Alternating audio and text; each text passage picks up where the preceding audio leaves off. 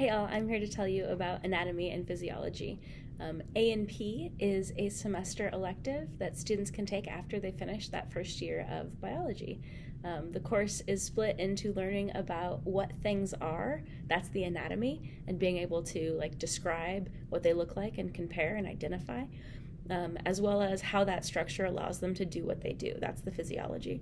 So throughout the body, there's all of these really amazing specialized structures that keep you alive. So we look into different body systems, and we do that both with microscopes and looking at tissue samples, as well as getting whole scale and doing some dissections. So I hope you will join us and learn more about the body. Anatomy was a super fun elective because we got to do many cool things like heart dissections and tons of labs. So if you're interested in the medical field or just want to take a fun class, this is a class for you. This is why you should join anatomy. You get to learn about all the bones and different muscles in the body. We do dissections like hearts and bones, and it's a pretty chill class with an awesome teacher. Hi, I'm Ms. Housinga, and this year I teach IB Environmental Systems and Societies. We abbreviate it ESS. And a little bit about this class. This is an IB class, but it is a transdisciplinary course. So with that, it combines science and social studies, so looking at environmental issues, and then in the context of people and cultures and societies. And so with that, students have expressed that they enjoy the class because it's largely conceptual. It's making connections between things that they already are familiar with, whether it's the carbon cycle and thinking about energy sources. We're making connections between these things that they haven't thought of before.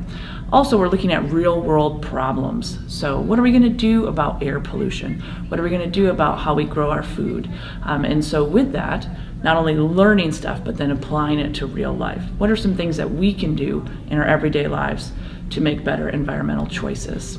And so we talk about things like ecology, we talk about soil systems, we talk about the water and how to conserve water, we talk about alternative energy sources, climate change, and then population growth. So those are the main topics there. I chose to take ESS because I wanted to learn a different type of science than the classic chemistry, biology, physics, and I wanted to do something a little bit more interesting. The thing that I found most interesting about this course was the different extinctions that we've learned about, as well as the animals that we've studied, that we've learned about that have gone extinct due to human impacts. We do a lot of things in zoology. We've dissected a bunch of different animals. We dissected a sponge, a fish, a frog, and a clam and some other things. But we talk about all of the different phylums of animals, and we get to learn about a bunch of different animals that we've never learned about before. This is a millipede. I've named him Steven, but I don't know if it's a male or female. I've touched live animals, but whenever we're doing dissections, I'm not about touching that. So if you want to join this class, but you aren't about touching dead animals and dissecting them, you go ahead and do that. All you can do is just record and not touch them at all, like me. That's what I did. My overall experience with this class is that if you really do like learning about animals and how they interact and work, then this is definitely the class that you'd want to take. Hello, I'm Mr. Roser, and I teach forensic science here at Washburn High School.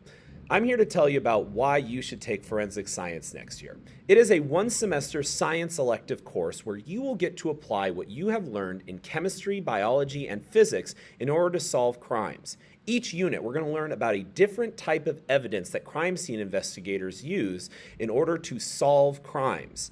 After we've learned about the type of evidence and what it is, we will then apply that to either an in-classroom investigation or by analyzing a real-life true crime case study and solving the case ourselves. If you have any interest in something like law, criminology, working in a science lab, or hey, maybe you're just really into true crime shows, come and join us.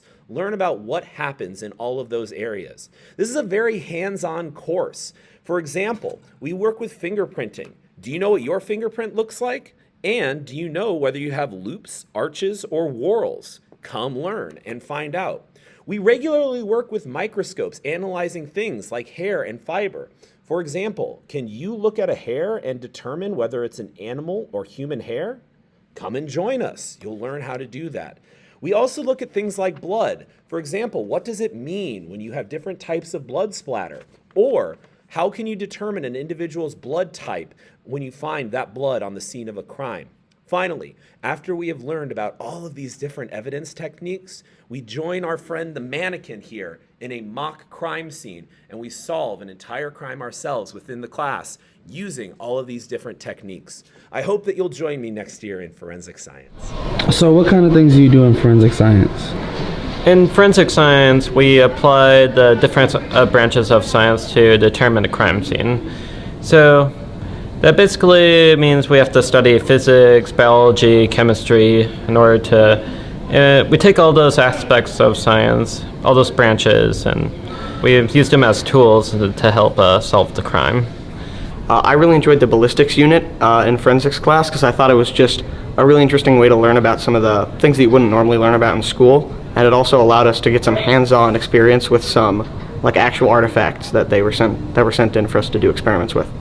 I really enjoyed the unit on blood and also the unit on DNA just because it tied really well into our biology, which is the class I took this year for science. So it kind of deepened my understanding of DNA and some other biological functions and made, I guess, increased my interest in science overall.